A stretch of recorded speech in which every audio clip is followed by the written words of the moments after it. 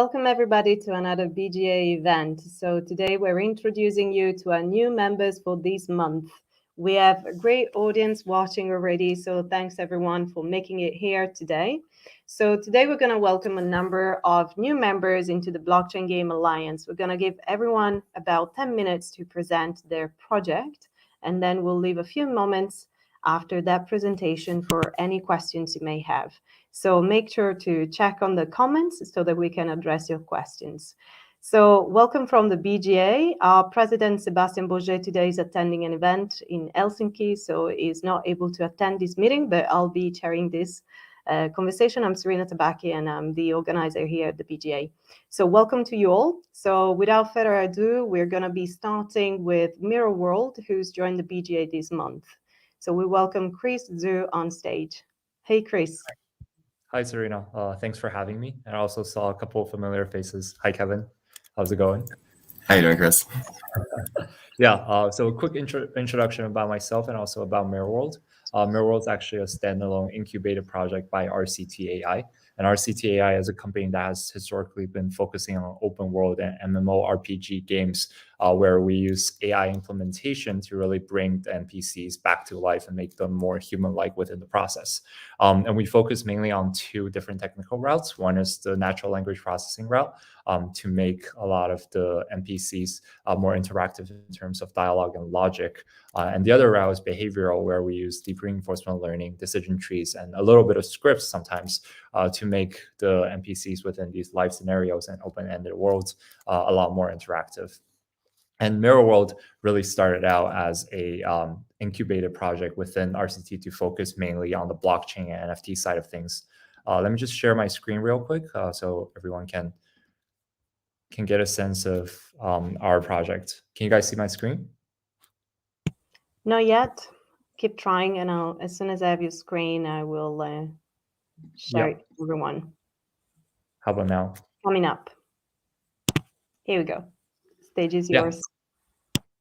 So quick intro of Mirror World. Mirror World is the world's first intelligent NFTs across multiple game worlds. We actually auctioned our first NFT back in May at an auction house for, I think, nearly 70,000 USD. And then after that, we actually launched a couple more projects I'll dive a little bit into after.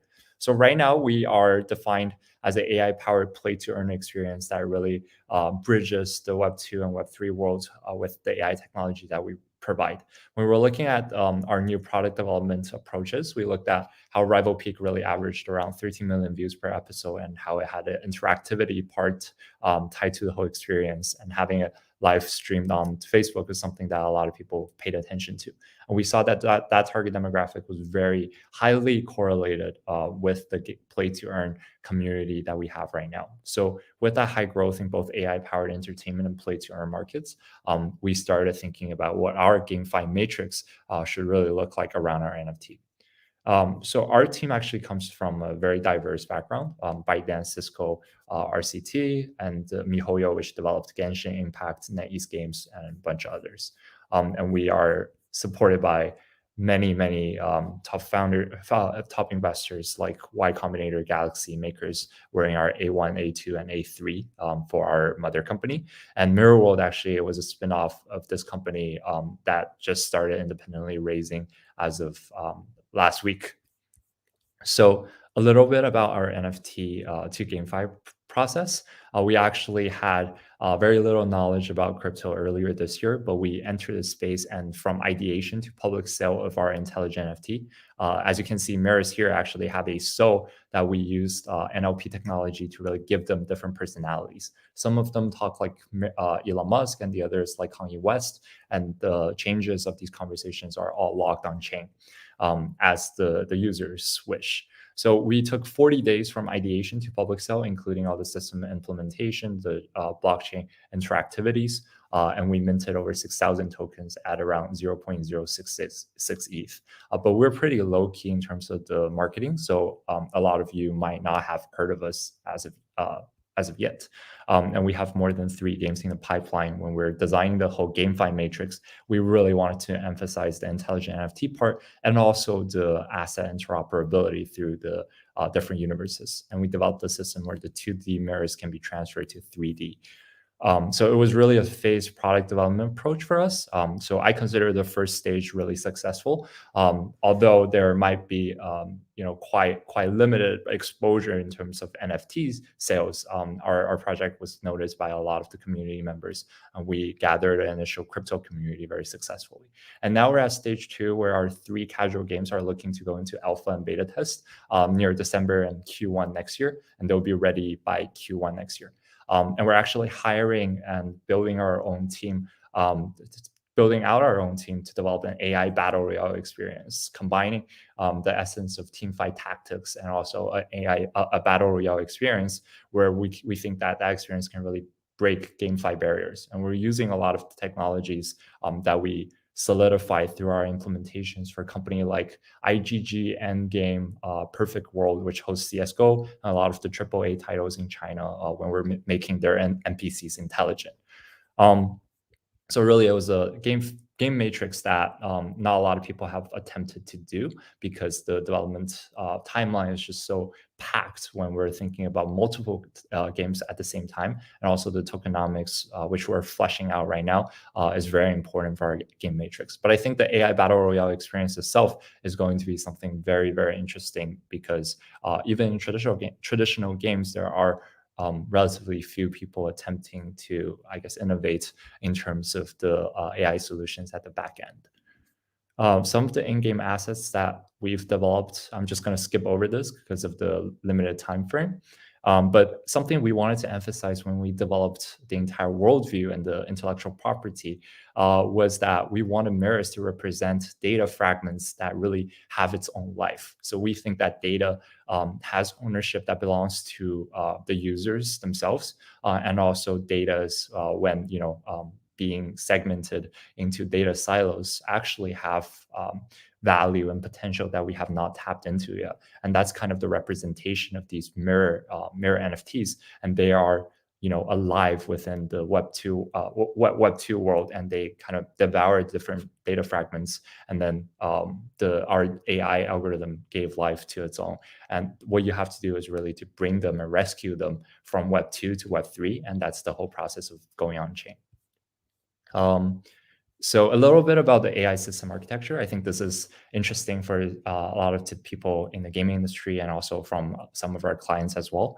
What we use is a standardized model handler that really looks at model from different parts, including the language model handler and the behavioral model handler. One really good benefit about this is that we can potentially have a cold start advantage because the limited user base in the crypto gaming scene right now. So we have a standard API that really provides these models and calls, and we can just directly call them within our games. So standard stuff on the system architecture as well. In terms of our AI and blockchain applications as of now, our mirror NFTs have already gone on sale, and they're also on OpenSea, so you guys can check it out if you want. What you can do with them is that once you click into our front end service on our website, you can directly interact with them, and then you will see how Kanye reacts when you ask him, what have you been up to? And he will probably say something like chilling with Dre. And in terms of the Soul NFT, actually acts as a bridge, and we just dropped it last week, where CryptoPunk holders, CoolCat holders, a lot of the core assets, we've talked to the community, the holders, and they came to us and claimed the Soul NFT to be combined with their core asset, so that they can directly interact with their own NFT. So it's a way for us to really showcase our technology as well. I'm going to skip over the token systems because that's just the nitty-gritty of the project. I think overall, Mirror World is something that we're starting to really see traction of, and also the AI Battle Royale experience is going into its conception ideation stage relatively quickly. We're expecting to see beta for our game in Q1 next year, so look forward to that. And I will attach the different links on the channel, and then I hope Serena can share those for me. Yeah, thank you guys.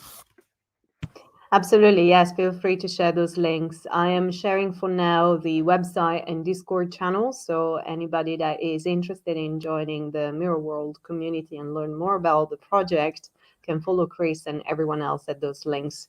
But I would now love to ask questions to anybody who's watching that may want to know more about what Chris has been saying. Otherwise, I'll start with a question, then let's see if anybody's got any more questions. I'm very interested and eager to know how you've been communicating with those groups of people that own specific NFTs, since it's quite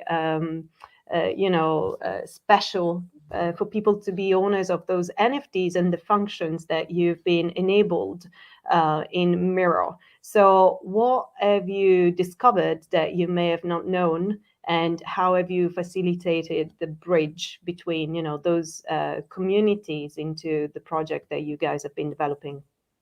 Yeah, would you be able to let me share my screen real quick? Yeah. Yeah. So what you can see here is that we have our website that hosts our front end service in terms of the interactivity part. We've developed something very interesting, which is a ranking ladder that really showcases how many times our holders have been interacting with their mirrors. You gain a little bit of experience points per day if you talk to them. As you can see, I'm only at 45, but there are holders with a bunch of mirrors that really just keep talking and keep interacting with their collections. And what we see here is that there are people just on a daily basis communicating with their mirrors and posting it onto even Twitter as a way for them to log the conversations with their assets. And I think that's very interesting because back then when we only had profile pictures, it's something that you use to represent your digital identity. But really what we've provided is a way for you to identify a digital friend or a digital pet in the metaverses that we're developing. And for that asset to be a pass or a way for you to showcase your identity, I think that it really needs its own personality as well. Absolutely, yes. It's a very interesting way of bridging those communities and also putting them in touch and giving them the opportunity to interact with projects like Miro. So thank you so much for telling us more about this project. I will encourage everybody, to go and learn more at these links that we are sharing down below. And thanks again, Chris, for joining us at the BGA today. Yeah, thank you guys. Wonderful. I've also seen Sebastian joining. I know he's on a train right now, just landed. So sorry, losing my voice, but hello, Seb. Hello everyone. Sorry for the plane took longer than expected, so I couldn't start the event, but I'm here and following the presentation. Thanks, Serena, for hosting. It's my pleasure. So we'll continue our journey and presenting the next member for this month. So we welcome on stage Kingdom Raids. So we have Hey Dwong. Hi, Serena. Hi, Sebastian, and hi, everyone. I'm really happy to be here today, and I'm really glad that Kingdom Red to be part of the Blockchain Game Alliance family. So let me share my screen and talk about what we are building. Absolutely. Let me know when you're ready.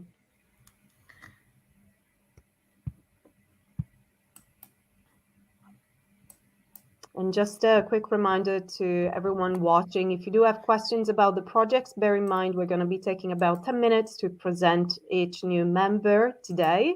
But we'll be very happy to continue the conversation on our social media, on Twitter, Discord, and Telegram. But also you have the opportunity to speak with our new members live during this live event. So the screen is up. Make sure to put it on full screen. Perfect. Can you see me on my screen now? Yes. All right. So our game, Kingdom Raids, is a mixture of the tower defense game and the RPG. So the game is a result of collaboration between the Geotech and ArtiiLand.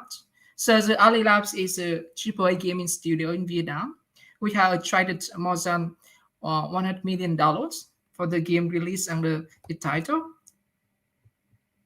So we have around 40 people in our team from the interdisciplinary backgrounds: blockchain, economics, finance, game development, and marketing.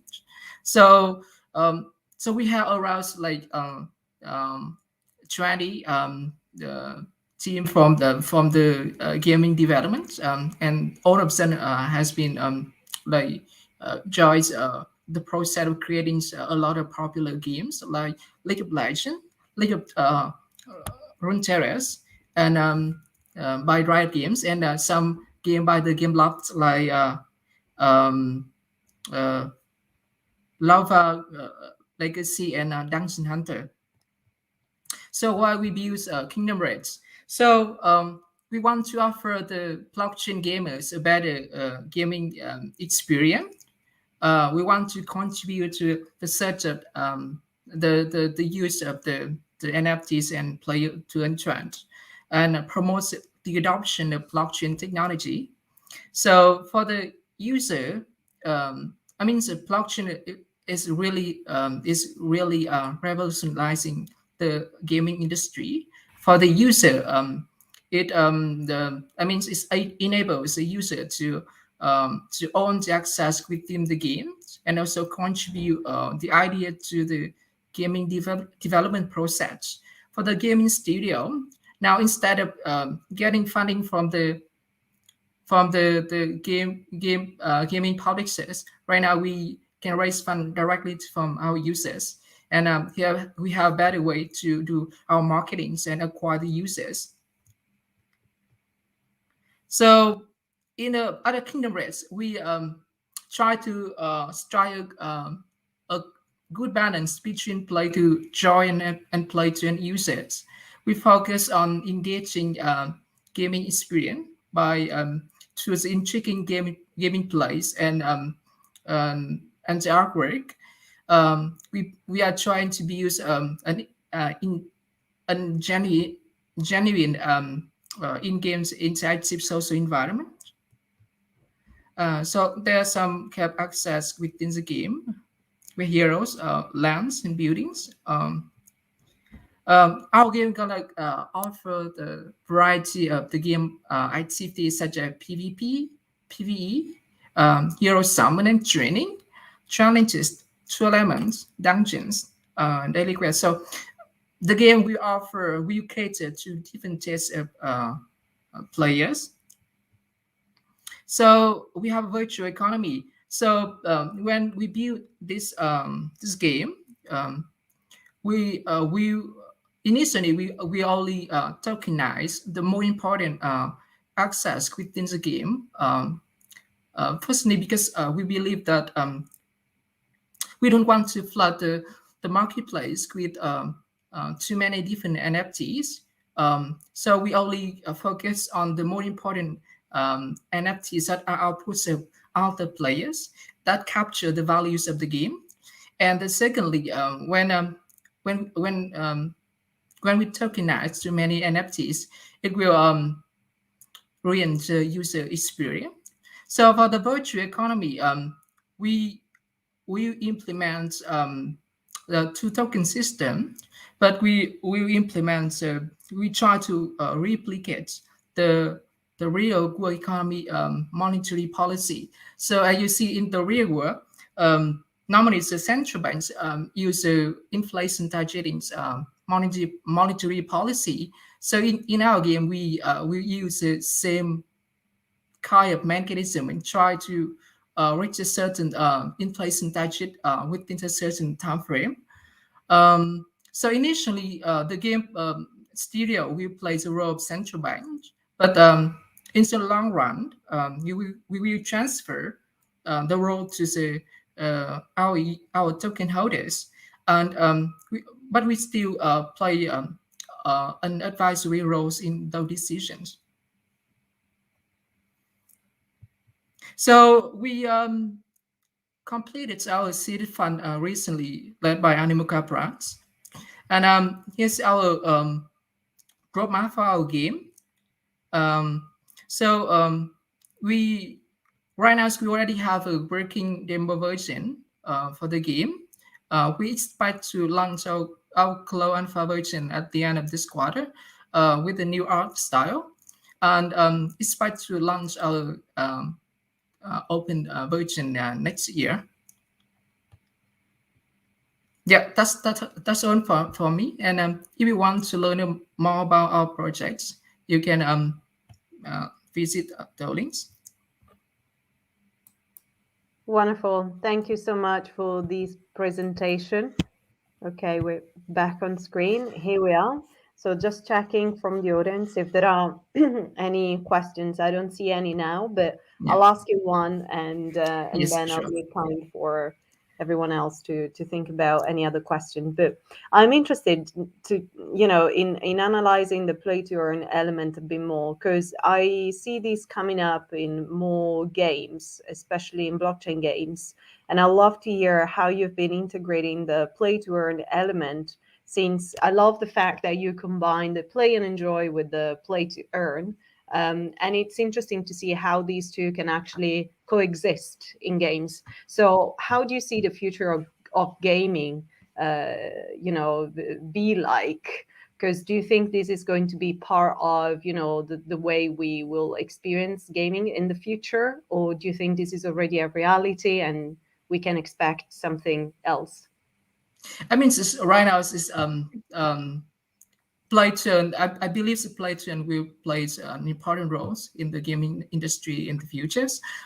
Especially like right now it's really popular in some Southeast Asia countries like Vietnam. Right now it's booming. I mean, you can see Yes. a lot of players even in the cafeterias and some like eateria. They are playing blockchain game.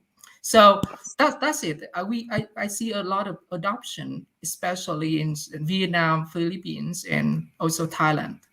Yeah. So I think this is going to be future. So as a gaming gaming studio, we need to try to create a better economy. So how to like try the right balance between the play to earn and play to enjoy users. And because normally when a play to the game with a play to earn mechanism, the users have more incentive to cheat the game and cheat the game mechanism. So it may spoil the fun part of the game. So it's really, it's really big task for the game publisher to have to design a careful gaming economy. Yeah. Absolutely, yes. And we've seen more and more countries from Southeast Asia, for example, being part of this scene. So it's interesting to see how it's been expanding from there to the rest of the world. Normally, big games and companies come from America to the rest of the world, and this time it's kind of the opposite. So it's a very interesting dynamic happening. But thank you so much for joining us. Just checking if there are questions. So there's a company here. Are there any play to earn games that are available right now that you are fond of or are trying to emulate? It's quite hard question because I see a lot of the different models, play to earn model right now in the markets. So we try to learn as we build our projects. So RC is a good example, but the models of RC is beyond the growth of user growth. And there are some kind of models that only focus on like NFTs, so they don't allow this the second tokens, so they only focus on NFTs. Or maybe it's also a good model as well. It maybe take time to know which model is bad for the blockchain game. True. Great. Well, thank you so much, and welcome to the BGA once again. Thank you, Sonia. Thank you, everyone. Thank you. Okay, we are now moving on and welcoming on stage Stephen Arnold from Decimated. Hello, Stephen. Hello, Serena. How are you doing? Nice to meet you. Very well, thank you. So we're all ears. Happy to be welcoming you as part of the BGA. You're most welcome to share your screen when you're ready. Sure. Pressing the button now. Share screen.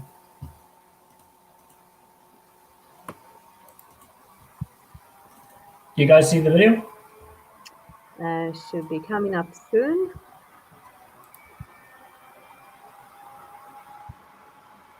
Not yet. Still no. Oh, one sec. It's asking me to. Thank you, everyone, for bearing with me on technical side. Let me try again So because many guests on the virtual not stage. It's not always so easy. But I've otherwise, if you want to tell us about the project, that is also fine, and then you can keep trying sharing your screen. There we go. All right, cool. Okay, yes, I can see it now. Sure. Okay. So I'm Stephen Arnold. I'm the CEO of Fracture Labs. We've been in development on Decimated since 2008. We were prototyping with Ethereum smart contracts back in the early days, around the time that CryptoKitties and Decentraland were just getting started. But we kind of felt like it was a bit of a bear market and there wasn't really a demand for play-to-earn games and blockchain games. So we decided to take a break from blockchain development and focus on product development instead. So you can see here a video of the gameplay that we've been working on for the last few years. This is all placeholder, so placeholder AI, placeholder assets, placeholder effects and everything. So we've been in development for several years already, and we've just raised 4.5 million for the project after many years of struggle.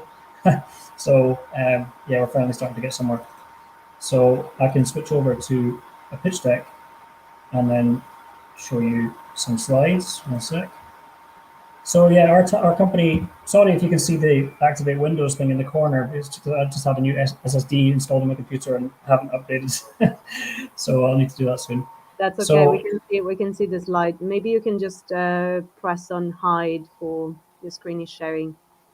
Oh yeah, sure. Yeah, that's it. Wonderful. And congratulations again on the investment. Thanks very much.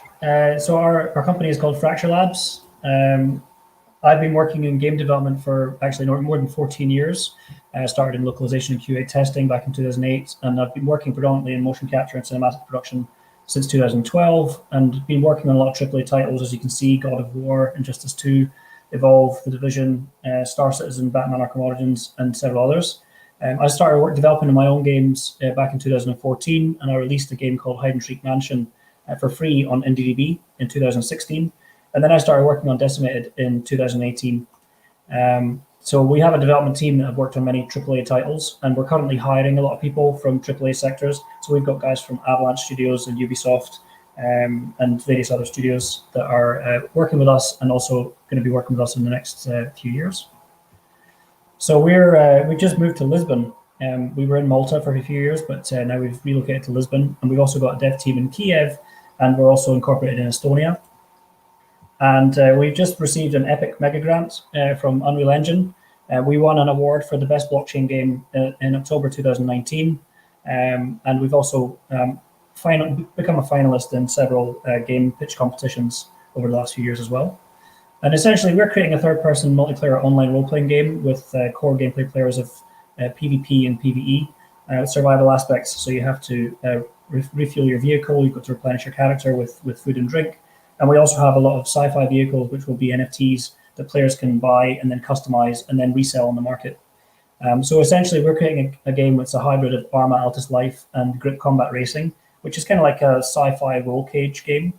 So we want to have Arma Altis Life style gameplay where players can choose different roles in society, and then sci-fi vehicles so they can get around the map really, really quickly. So the players can choose from a variety of human or cyber character roles.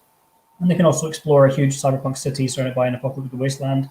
So we've got several production partners right now that are helping us with environment assets, and some level designers from Avalanche Studios that worked on Just Cause 3, Just Cause 4, and Mad Max. So in the game, players can choose to do legal and illegal missions for a low or high risk reward. And that'll be a cryptocurrency reward and sometimes a virtual item reward that people can sell in exchange for cryptocurrency. Our token is called DIO, and we're currently launching on Solana. I'll tell you more about that later on the slides. So, and you can see here the different types of things that the players can do in the game. So the game has been published on Steam, and although there's a blanket ban on Steam games, on blockchain games, we've always been planning to release a blockchain-free demo on Steam for user acquisition. So we're currently getting around 100, maybe 140 wish lists per day, which is really, really good. and our demo should be launched in Q1 2022.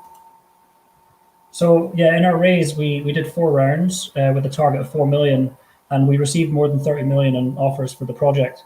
But we stuck to our target, and we just took 4 million, and that was 500,000 in our seed round, 1.5 million in our strategic round, 1.5 million in our private sale, and 500,000 allocated for the public sale, which goes live in about a week or two on Firestarter, and we expect it can sell out in about 10 seconds. But we've also brought on an army of YouTubers and KOLs. We've got more than 110 YouTube influencers, and so we've raised an additional 500,000 from those guys as well. And you can see here some of the NFTs that we've already got in production. We've got some hover bikes, some mechs, cargo ship transporters, hover cars, and that kind of thing. And we're also planning to have city apartments as well, which will be areas where people can personalize and then invite their friends around to socialize. So this is an overview of our tokenomics and how we've split up the total supply. Most of it's for the game itself. And in terms of our roadmap, so I set the company up in 2018 and struggled for many years, as Sebastian and many other people know, because they saw me at lots of conferences trying to raise money, and we were really struggling to do so. So I guess that being persistent with your vision will get noticed eventually, if you focus on your product. So yeah, we've been playtesting our pre-alpha for the last year with our community, and we were playtesting with the Ethereum integration several years ago, or 2 years ago. But we decided to take it out and then wait for the market to mature and for the technology to mature. So now we're integrating Solana into the project. And so, as I say, we've just done our virtual currency pre-sale, and we expect to have the alpha version and several other mini games of other studios' games plugged into the ecosystem. So there's going to be interoperability with the token and the virtual items throughout those games. And you can see here, this is like a long-term roadmap, and this is our short-term roadmap for the next 2 years. So our game is stylistically a cross between Blade Runner, Ruin, Robocop, and Rage 2. Here's some concept art from the early days, but we're still working on concept art on a regular basis these days. We've got our mood boards to kind of give a style guide for the kind of world that we're going to build. And some of these artists, like this guy, Adrian Mihai, he's one of our concept artists as well. And we've got a few other guys that have been working with Starbreeze and Ubisoft working on the team too. So here's some screenshots of the pre-alpha. We've got hover vehicles, we've got jetpacks, we've got a cover system, and lots of different types of weapons. We've got some information about the backstory of the game, some screenshots of, well, these are kind of like mood boards for the map locations that we've got in production, because we're building a kind of dystopian sci-fi world. An overview of how the map is structured. So as I say, it's kind of very similar to Altus Life, where we have red zones and green zones. The green zones are safe areas where you can't kill other players, but rather you can just refuel your vehicle, customize your vehicle, go to the marketplace and refuel or equip your character up. And you can also bank your cryptocurrency as well. So the way that we're developing the game is we're not building a game on the blockchain. We're just utilizing blockchain technology for the digital scarcity of the NFTs and the virtual currency as well. But our game essentially is going to be run on AWS, much like traditional video games. And what we have is ATMs and marketplaces inside the game where players can connect their wallet, their Web3 wallet, up to the game. But when they're actually playing the game and they're not at one of those areas, then they're essentially out in the world, trying to survive and play the game with other gamers. We've got an example of the types of missions that we have, where they have defending players trying to get to the delivery checkpoint and attacking players that try to intercept that and to get to their delivery checkpoint. And everybody's competing for the resources and the currency that's going to be distributed on a daily basis for players to earn. We've got an overview of our core gameplay loop with missions, combat, looting, trading, upgrading your character and weapons and vehicles, and then exploring the environment. And an overview of the types of roles that players will be able to choose. At the moment, we've got 3 different types of roles in our demo, but over the years, we're going to release more and more different player roles with different skill trees that will unlock different types of vehicles and items and skills to be unlocked. So you could choose to be a medic or a mechanic. This is just placeholder art. And different types of vehicles. At the bottom here, these are 2 types of vehicles we already produced. And this is placeholder art for other types of vehicles we'd like to have. And plus NPCs in the game world as well that players will be able to fight against. So essentially, we're making a play-to-earn game with in-game purchases. We're going to have lots of competitions and rewards and in-game trading fees. And you can see here an overview of player-to-player interactions and player versus environment interactions as well. And this is our tech stack. So we're using MongoDB for the back end. We're using Solana for the blockchain technology. And we'll be creating lots of NFTs on a monthly basis and then running auctions every month to see which the user base would like to actually buy. We've got really amazing community feedback. And at the moment, this is actually quite old because our community has exploded in the last few days. And that's pretty much it. So on our cap table, we've got Alameda Research, Polygon, Gravity Finance, Hobie Ventures, Spartan Group, Mechanism Capital, Good Games Guild, Israel Blockchain Association, Crypto Banter, Metaverse Capital, Cointelligence Fund, and several others. We had more than 180 investors request allocation, and we actually cut the list down to around 35. So it's been a crazy couple of months. So there we go. Totally imagine that. But yes, well done with all the upcoming and great developments around this project.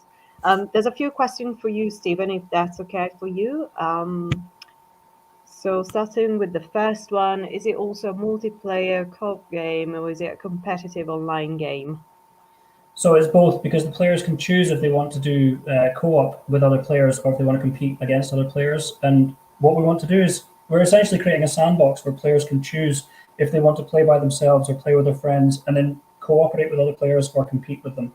Much like DayZ and Arma Wasteland and Arma Altus Life, you can choose to be a friendly guy or you can choose to be a hostile guy. So essentially we're creating all the systems, and we will be over the next few years, to enable co-op or competitive gameplay. Super, thanks. Next question is, will it be totally on Solana?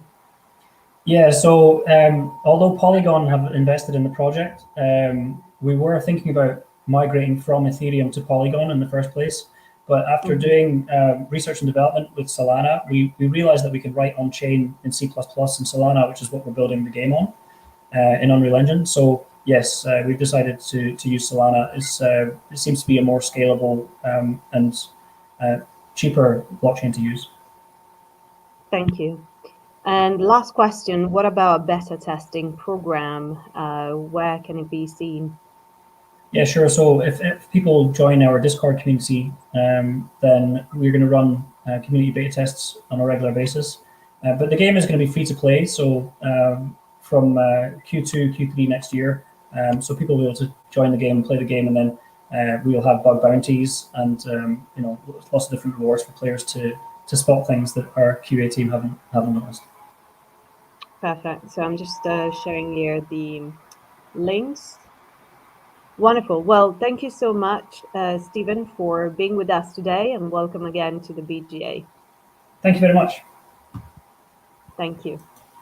So we're moving on with our next presenter for today. So I am very happy to have on stage the project RDLand and to have Angelina Alexandrovich on stage with us. So welcome to the BGA.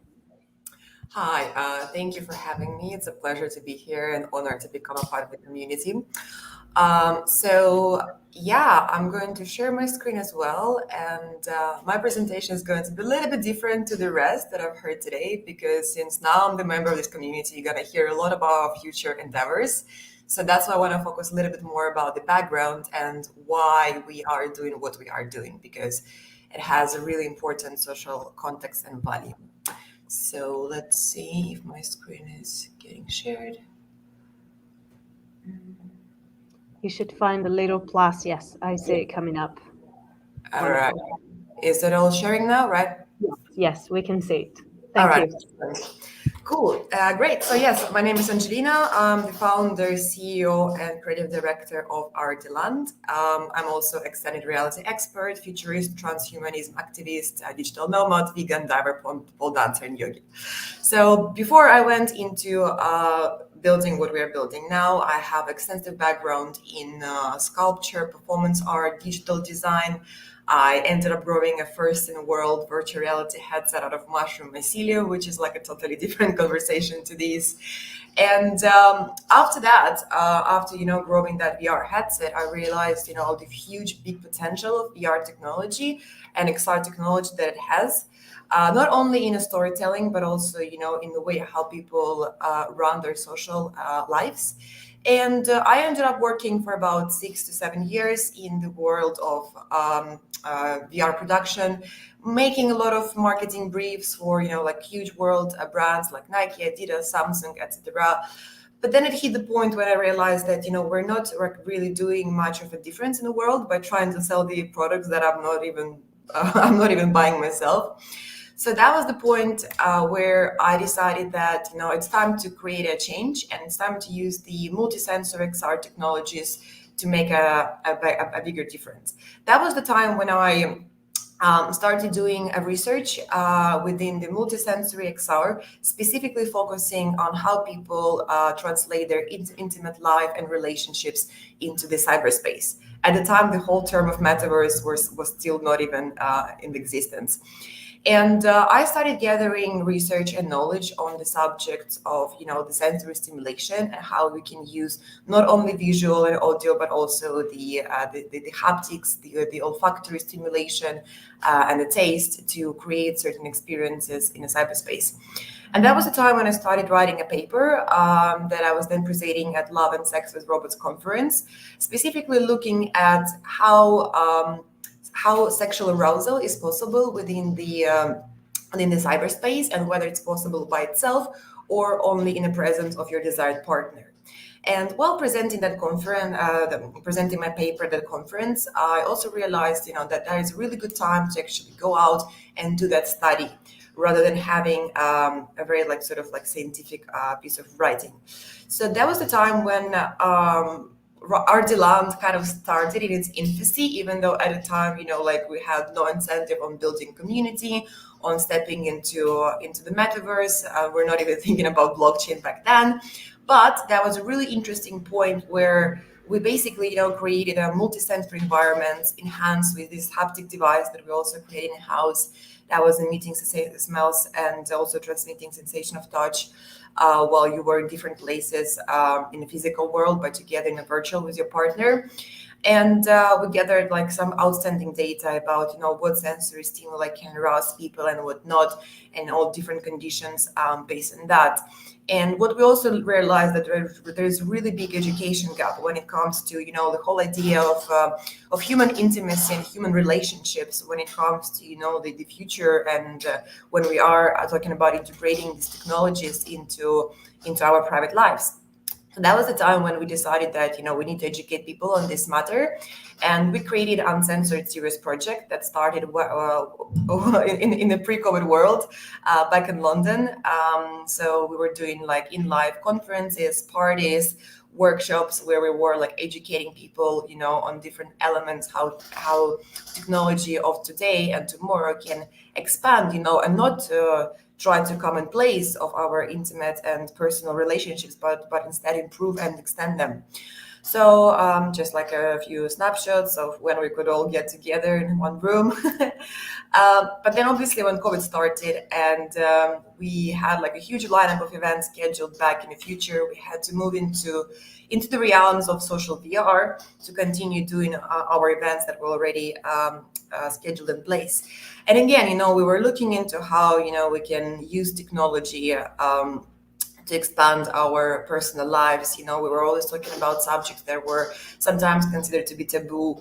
We were looking at health, at education, at blockchain, at all the things that partially, play a big role in the evolution of our human relationships. And at the time we also realized that there was a big gap in access of the social spaces to some of our users who would come to the physical events. And it's partially to do that, not everyone has access to the hardware, and a lot of these social apps, they are basically dependent on native clients. So we started creating events that were a little bit different to all our conference style type of educational events, which were uncensored chat. still part of the same project, but instead they were like a sharing circles for people to get together in a metaverse and start, and share their sort of ideas on different subjects. And every time again, we're looking at taboo concepts and subjects to discuss, including, like a BDSM and gender and polyamory and pleasure and like cyber love, so things that people would not necessarily consider, always easy to discuss. And these events got like super popular on Altspace. We had like crowds of people, coming in the space and like opening up and like feeling supported and loved and cared for, all up until we got censored by Altspace VR for basically, having discussions on subjects that make us human, right? That make us who we are, that are essential part of our existence. And, in the end of the day, we are a subject of someone falling in love and being intimate with somebody in the past. So, we can't just like, cross out something that it's currently happening everywhere in our world, right? So at the time, we also got our paper published in the Paladin Journal of Behavioral Robotics, mainly focusing on the hardware side, but also talking a lot about how humans can transmit intimacy in virtual spaces. But the management of the platform didn't really care about our educational and therapeutical motives. And at the time, we kind of got pulled away into creating a camp in the first Burning Man in VR. That also, was really very highly supported by our community. And again, we're coming from this sort of like uncensored progressive angle where, we would allow our artists and creators to express themselves freely and openly without, having a fear of being censored by, like spaces like Facebook, etc., that for some reason think they are in charge of telling creatives how they should be expressing themselves and how not. So yeah, a few snapshots of what we are considering to be like progressive art. Like for example, if you look at the content up there on the slide, all these artworks at some point got censored. For example, on Instagram because they're showing too much skin. But obviously, this is like another pornography. It's a progressive artistic look on what it's like, what it is to be a human. Anyway, it's a long discussion on that front, but basically our camp got also taken down because again, we were showcasing the nipples of digital beings that never even existed in the physical world to start with. So all in total, we had some ridiculous numbers of cancellations, terminations, censorships, and bans from all platforms all over, primarily during our burning week from like 30th of August till 6th of September. Yeah, I mean, the top is like 42 live stream terminations by Facebook. But anyways, the more the shout outs, the louder we get. And, how I like to say they forced us into this. We got a lot of support by community and the press because of what was happening to us, how people were supporting what we were doing and of all the ridiculous nonsense that we were facing from the corporations, from centralized corporations. And that was the point when, we decided that, it's time to take the ownership back into the hands of the creators. And it's time to create, the metaverse that has not been created yet. That would be adult safe space for progressive entertainment, creative economy, and virtual relationships in Web3. And, what I mean by the adult safe is basically, the space that would be protective, for the adults like us. For example, if you go to VR chat, right, you're going to go to like a nightclub. You're going to be surrounded by 8-year-olds. Like, this is just like wrong, right? Like, you're not going to get in that situation if you were in a physical world, going to the party. You would probably be surrounded, by like conscious adults with whom you would have, a conversation that you would have. But like, why this space doesn't exist in a metaverse? Why we're still being in risk, by surrounded by minors, but also why the parents have to be, fearing where the kids are hanging out. Equally to that, we want to enable creators to be able to showcase their work, monetize it. And the content creators, I don't only mean, by builders who are creating, these beautiful worlds and assets and avatars, but I'm talking about, 2D content creators that are using primarily, audio, visual, and an audio type of content that they're creating. For them, there is no direct breach where they can essentially jump in, and start. Sorry? I'm just mindful of the time, so I just want to Right, leave sure. everyone else enough time to present their project. But Yeah, it's a sure. very interesting project. So if you'd love to, conclude your presentation, I Yeah, think yeah, it yeah, would be very definitely, interesting for definitely. everyone to actually go and So discover yeah, more I gotta, about. gotta drop in the link. So I was gonna do a quick demo, but I'm gonna put the link in chat and obviously, join our Discord. Just, I mean, to summarize, we are building a space that has not yet been seen by anyone in a metaverse. We're stepping away from gendered bias. Our avatars are like deeply insane. We are going to launch our NFT avatars like very, very soon. And, they're nothing like what you've seen yet because, our entire approach to what it means to be a human is like totally different. So, this space is like super hot and yeah, just like stay in loop, stay in touch because our roadmap is really deep and really intense. But I wanted to give this background first so people can understand where we're coming from. Absolutely. No, I think it's such an important project and it definitely brings, a more diverse background into the space. So thank you so much, Angelina, and best of luck with your project. And once again, welcome to the BGA. Thank you. Wonderful. So if there are any questions and if you'd like to discover more about the world that Angelina is creating, make sure to follow the RDLand project. We are now moving on and welcoming on stage Mega Cat Studios and having James presenting the project. So welcome, James. Hey everyone, thanks for having me today. Pleasure. So you're free to share your screen and start telling us more about the Cat Studio project. All right, so I think my presentation will be pretty brief since we have more of like a headline overview take. So we are Mega Cat Studios. We're based out of Pittsburgh, Pennsylvania, in the U.S. We're coming up on year 7 at Mega Cat. These are some of our blue chip clients, and we're most known for retro projects and backend work for hire for a lot of other game companies. Earlier in 21, we separated part of our team into MegaCat Labs, which is our blockchain specific side of the company. The origin of MegaCat was we were writing games in assembly in C for the original Nintendo, Super Nintendo, and Sega Genesis. So if you go to our website, it can be a little bit confusing at first since there's quite a diverse reach, starting with a lot of the physical goods. So I'm James, the founder. It's been a long-standing passion of mine working with pixel art projects. We started MegaCat originally as a hobby, and I wish I had a much more romantic story. But over time, it's grown and expanded quite considerably. We have about 40 full-time team members here in Pittsburgh, and about 250 folks total. We specialize in PC, console, web, Twitch, machine learning, and hardware development across our team leads. And we've been working as a backend support for other blockchain projects over the last 2 years and are starting to kick off some of our own that we'll be announcing in the coming month. We've mostly worked with Solana, Wax, and Matic.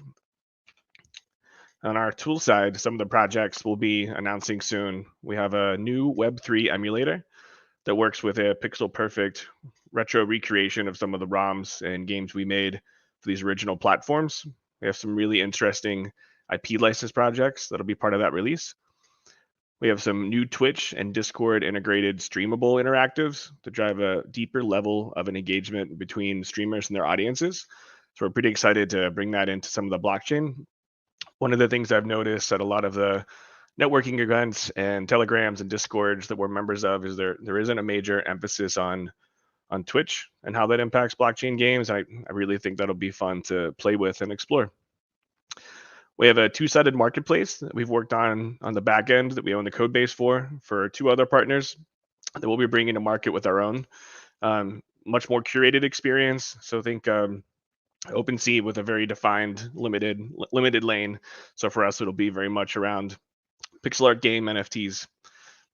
And then generally speaking, we've been back-end support, and work for hire is a huge pillar for us and how we exist as a team and a company. But we're just starting project funding outreach in the last 60 days for some of our internal IP and projects we want to bring to blockchain and bring to life. So I'm more than happy to pick up challenges and bandwidth opportunities with other folks who have projects and need some support for. It's a great learning opportunity for us to get our hands dirty, and we come with a lot of very skilled engineers given our background. And I have a few very short overview slides with some of the retro projects that we'll be bringing to the blockchain emulation tools that will be coming up for announcement in the next 30 days. So this is Chant. Chant is a run and gun, very much inspired by Mega Man, but with a weird East look and feel. This is Little Medusa. It's a top-down puzzler. Has online 4-player and a lot of interesting mechanics all built around block pushing, block pooling, and blockchain, we'll call it material.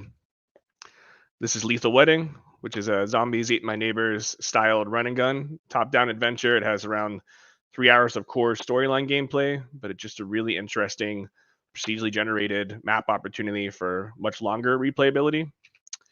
And this is the last one, which is Phantom Gear. And Phantom Gear is originally a Sega Genesis and Mega Drive project that we're also bringing to the blockchain. So Phantom Gear has been very well received by the retro community, something we've been having a lot of fun working on. And it'll be shipping for the Sega Genesis first in December, and then blockchain sometime January, February with some of the new blockchain specific features that we added.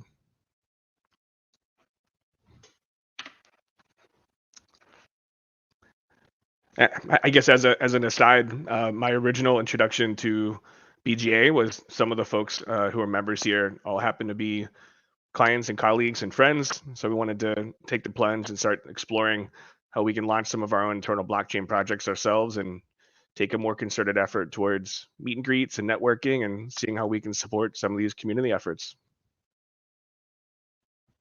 Awesome. It's always wonderful to hear how you, how everyone got to learn more about the BGA and joining eventually these communities. So interesting story. But great project, James. There's been some comments here in the live chat. Looks amazing. +1. You got this. And question on wax. So tell us a bit more about the choice on the blockchain and how you've been starting to run this from a back-end standpoint. Yeah, so our first project was actually on Wax. We did a CBA Not Shots April Fool's deal where it was the Cat Basketball Association. So we did a Wax NFT drop. Yeah. That gave us like our first introduction to Wax as a platform. We made some cool custom unboxing experiences and just really liked how they were solving some of the environmental issues in blockchain. And then and as we got a little bit deeper, our thirst and interest in some of the more sophisticated blockchain mechanics started coming to life. And some of our clients were, I want to say, RFP introducing us by proxy to some of their projects. So it got us to expand into Polygon and Solana.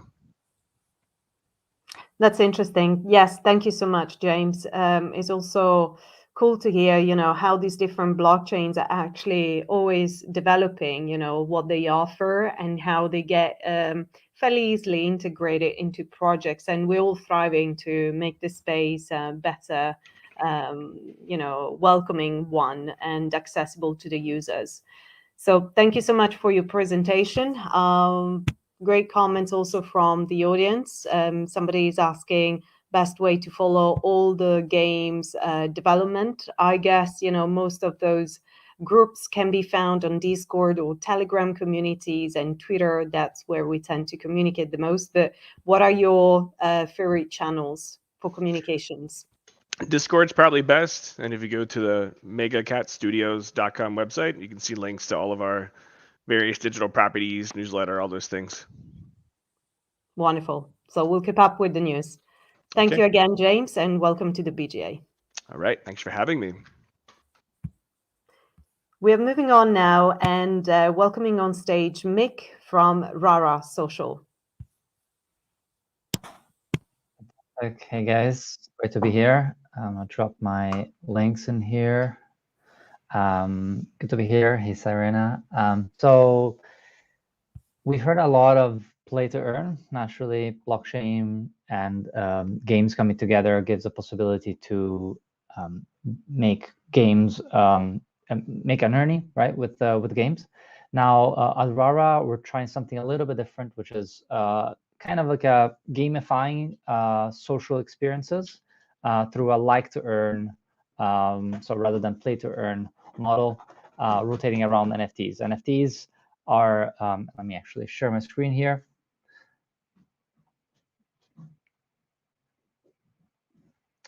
So as you all know, NFTs with Web3 are enabling a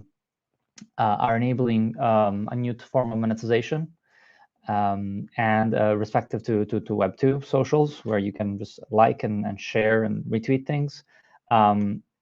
But at the same time, these monetizations are tailored at the super fans, the people that want to buy the NFT and be an owner of the asset. That often is comes at a high price. So where RARA comes from is bringing in the earning potential and the monetization possibilities through the interactive nature of that relationship, through the interactive socials, which is what we call like to earn or engage to earn. So this is Web2. You can interact with media, but there's no monetization. With Web3, you have super fans, but you don't enable monetization via casual fans that like and earn.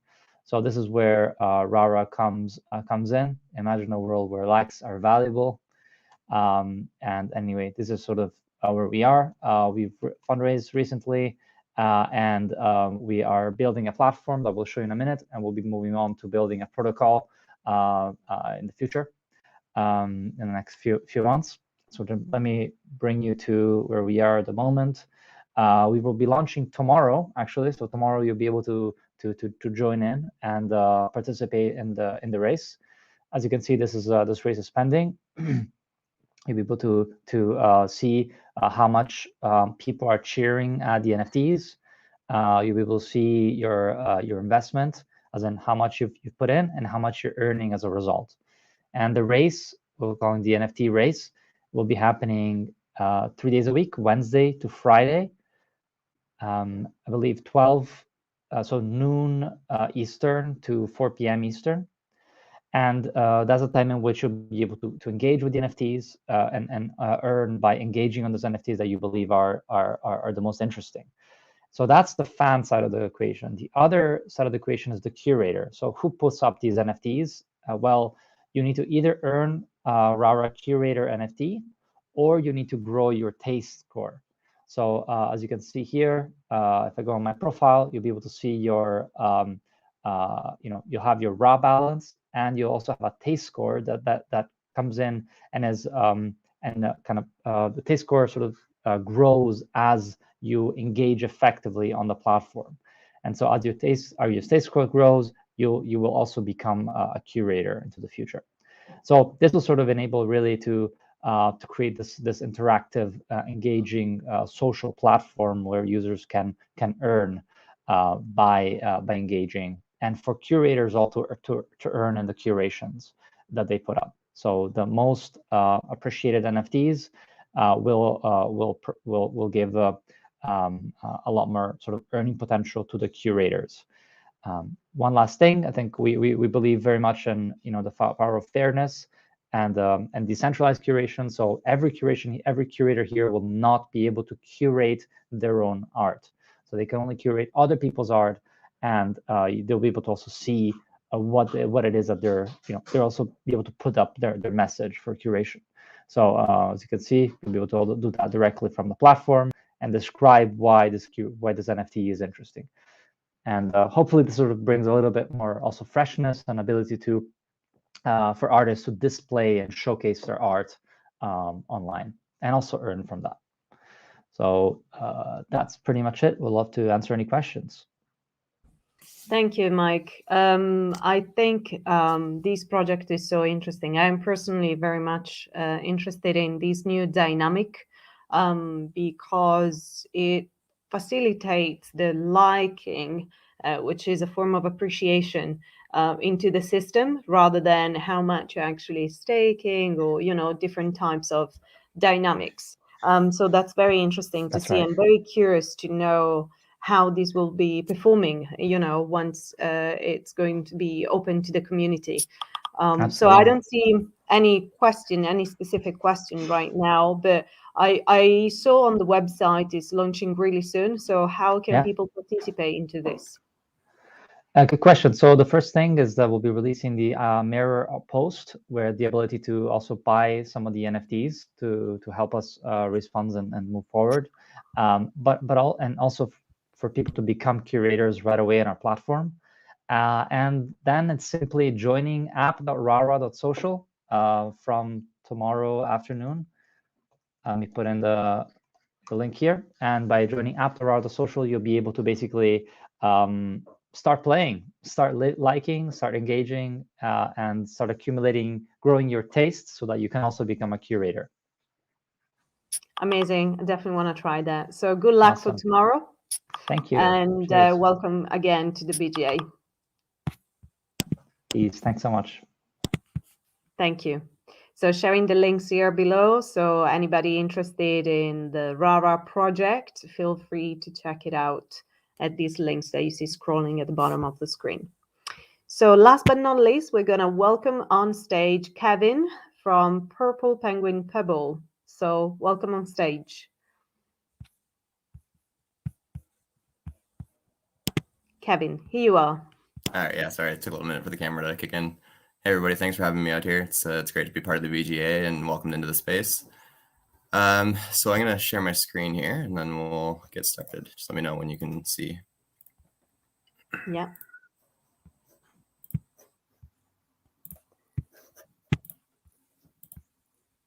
You can see this in full? Not yet, but keep trying. Just click on the plus where you see the share and it should be coming up soon. Yeah, this should be kicking in.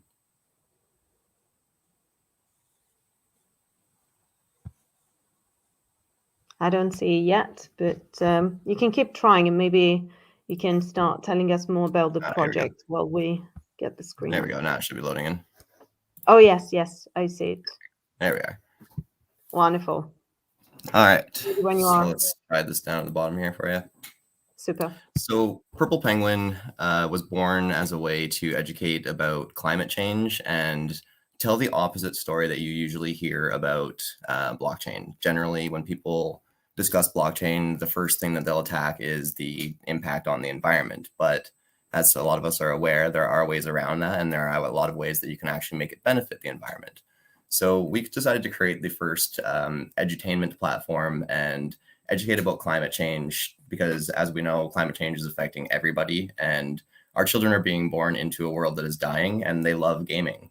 So our idea was to meet the kids in the metaverse, meet kids in games, and meet them where they want to learn. So parents are interested in play-to-earn gaming. They're interested in safe places for their kids to game, and also places that they can enjoy as well. So platforms like Roblox and these sort of things are casual gaming that is very fun and engaging for people to experience in our design, experience environments that they may not necessarily be able to experience because of geographical limitations, and get to connect to animals and environments that they all love, because everybody has favorite animals. So what we've done is created two elements of our platform. We have our currency side of things, and we have our NFTs. And this kind of all started as a way of continuing a charity that my dad used to run with some friends of his as a toy drive. So that was really kind of where we decided to bring children in, is that it speaks to a family tradition. It's a project that actually was started by my girlfriend Chantal and I. So this is something that is personal to us. It's something that connects to everybody. My own family has actually really enjoyed playing the games. We had a gathering on Thanksgiving where the kids were able to play the games while we had concerts, because we're doing edutainment. So our idea was to create donations that are able to revolutionize the way that we can raise funds for environmental charities and initiatives, as well as children's charities, educate about climate change, and then also have experiences. So most of the time when you hear about climate change and fundraising, it's a very sad kind of conversation, and we wanted to make this fun and engaging. So we've decided to create play-to-earn games, concerts, art gallery experiences, and different ways for people to enjoy educating and enjoy fundraising at the same time for animals and different causes that they care about. So through gamification, we can actually create an ecosystem where we can use different partners from both the blockchain industry and non-blockchain industries to create an environment where people can have fun, educate about causes that are important and impact us all. And then also it's a way that we can fundraise as well for different causes that are very important to us and to everybody. So to get things started, we partnered with a company called Mercenary Art Studios, which was a fantastic team to design our initial logo. They created our main characters, who are kind of like our Mickey Mouse is the way we describe them. So our penguins here, Pebble, Manaki, and How, they go on an adventure to learn about climate change. They want to find out about other animals that are like them. And that's our way of being able to bring in other characters to our story. We also partnered with Project Arc because being an environmental platform, we wanted to be able to, make sure that our impact on the environment is minimalized, but also have some reputability behind us that gives us some education and some network that we can actually make a difference with. So Project Arc is actually a partnership between Carbon Base and the World Wildlife Fund, Panda Labs.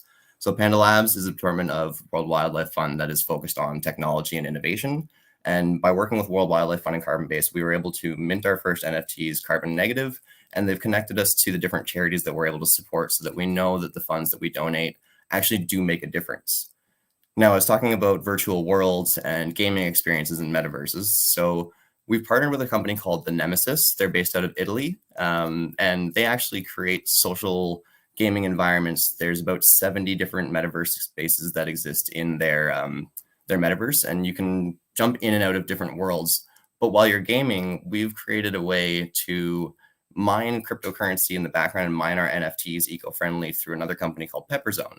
So while you're gaming in a metaverse space, you can mine our NFTs eco-friendly in the background and support a company they work with called Treedom, which supports agroforestry.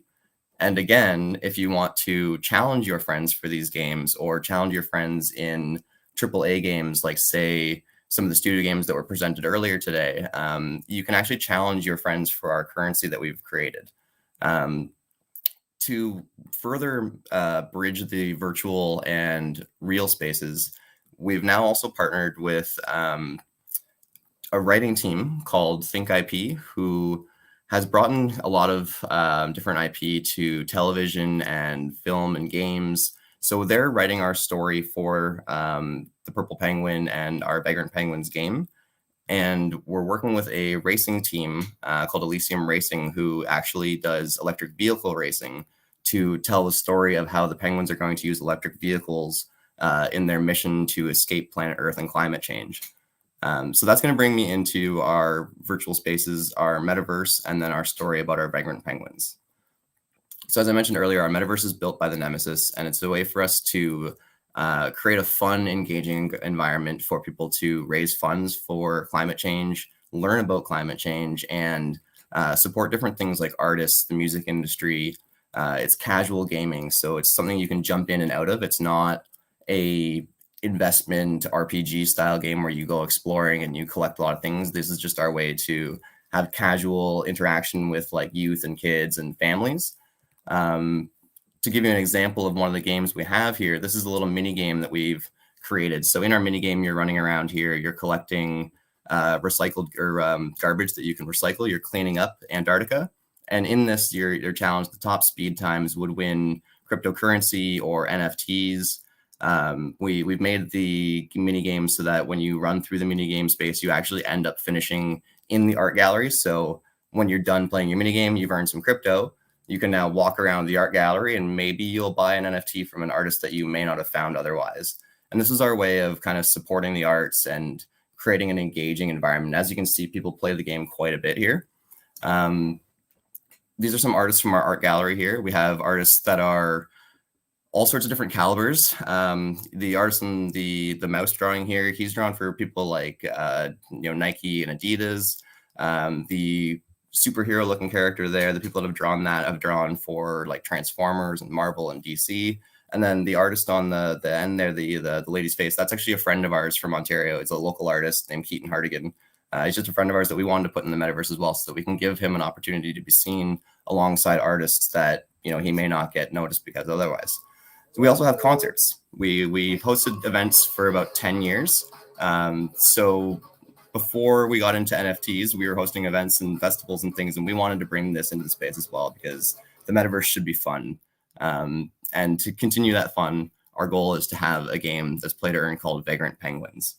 So right now, we are working on our traits. We're doing about 10,000 different characters. They're inspired by Mad Max, so similar to Decimated. They're ready for battle, but they're also inspired by Burning Man and some parties that we like to go to. So they're like steampunk, Mad Max. They're ready for a party. They're ready for a battle.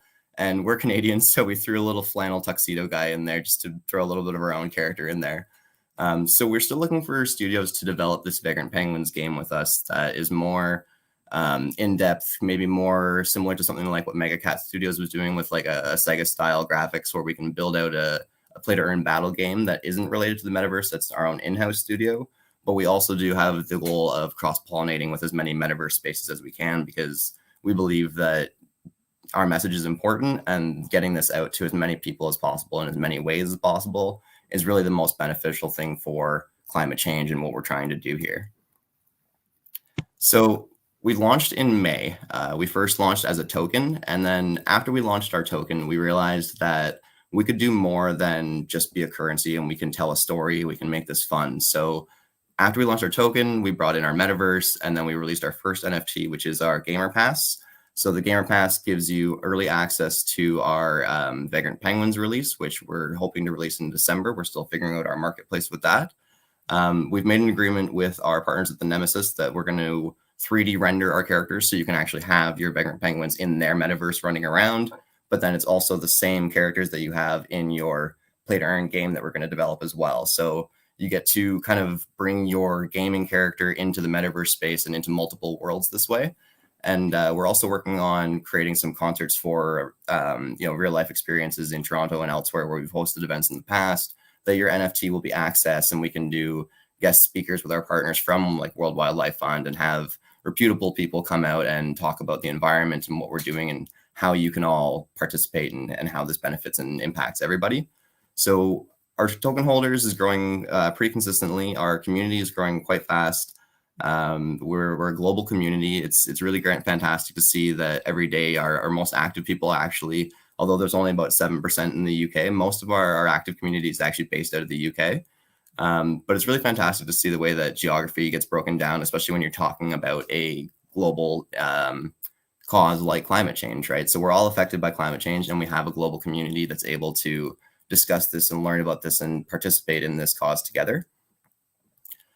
So currently we have our token on the Binance Smart Chain called Pebble. This is a renounced contract, so it's owned by the public. We can use this token as a reward system. The supply actually is a little bit different at the bottom here as to what we're owning because we've given a bunch out in prizes and rewards. And we do have an idea of launching a second token that we want to call Krill. Penguins, one of their favorite fruit is krill.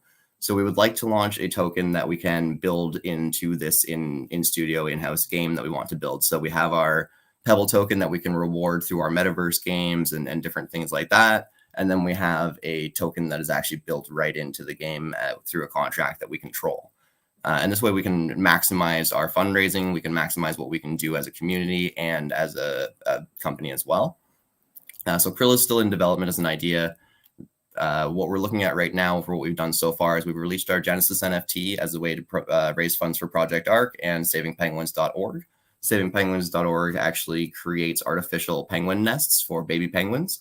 So our first NFT, the real goal was to raise funds for the causes that we can support more so than ourselves and just to kind of get word out about what we're doing and give a way to support our community.